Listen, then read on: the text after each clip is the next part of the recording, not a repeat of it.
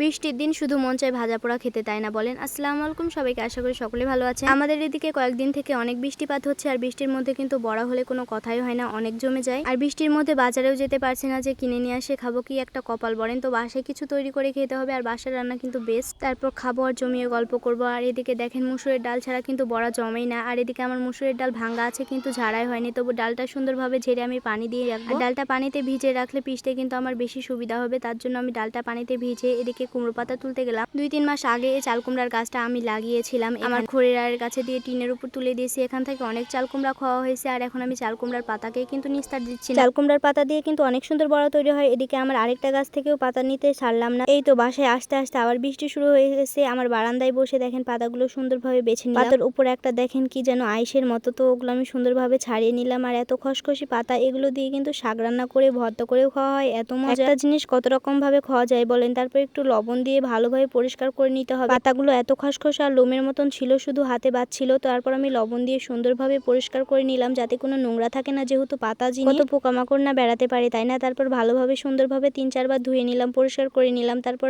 রান্নার জিনিস যত পরিষ্কার রাখবেন তত ভালো। তারপর ডালগুলো আমি সুন্দরভাবে পিষে নিলাম। অনেকক্ষণ ধরে ভিজাতে দেওয়ার কারণে ডালটা আমার একদম সুন্দরভাবে পিষে গেছে। আর এখন আমি ভালোভাবে পিষে নিয়েছি। একবার ডলাতে দেখেন কত একদম মিশ্রণ হয়ে গেছে। আধ ভাঙড়ি করে দিবেন, তাহলে ভালো লাগবে। তারপর আমি একটু চালের আটা নিলাম, পিসা মরিচ নিলাম, তারপর আদা রসুন বাটা, লবণ, যা যা লাগবে, হলুদ, সবকিছুই দিয়ে দিব। রান্নাতে যা যা মশলা লাগে সবকিছুই দিয়ে দিব। আর মাঝখানে একটু গোটার জড়ি দিবেন, গোটা জিরে দিলে কিন্তু বেশি ফ্লেভার। হাত দিয়ে ভালোভাবে ম্যাশ করে নেবেন, যত ভালো হবে তত কিন্তু খেতে বেশি স্বাদ। চেখে দেখছি একটু লবণ কম হয়েছে, তারপর আবার লবণ দিয়ে দিলাম। পাতাতে সুন্দর মতো দেখেন কিভাবে দিতে হবে। রান্নাটা দেখে কিন্তু জিভে জল চলে আসার মতন এত সুন্দর রান্না, আমি ইউটিউবে দেখে অমনি আপনাদের সাথে শেয়ার। তারপর পাতাতে ভালোভাবে মেলে দিতে হবে, যত সুন্দরভাবে দিবেন। বেশি পুর করা যাবে না, না হলে কিন্তু সিদ্ধ হবে না। অল্প অল্প করে দিবেন, আর উপরে একটু বেশি করে দিবেন, যেহেতু উপর পাটটা ভাজাই হবে। এক এক করে আমি সুন্দর মতো দিয়ে দিচ্ছি। দেখুন একদম ত্রিভুজের মতন হয়ে গেছে, একদম বড়ার কোয়ালিটি চলে এসেছে। দেখতে যেমন ভালো লাগে, খেতেও কিন্তু মজা অনেক। চুলাটা আগে আমি ধরে রেখেছিলাম, যেহেতু গরম তেলে দিতে হবে, না হলে কিন্তু লেগে যাবে, তার জন্য আমি আগে ধরে রেখেছিলাম। আর ফার্স্ট টাইম করছিলাম, দেখেন ভালোভাবে করতেও পারছি না, হাতে নিয়ে করছি, আর সবগুলো ঝরে ঝরে পড়ে যাচ্ছে। 2টা করা হয়েছে এতক্ষণ পর্যন্ত।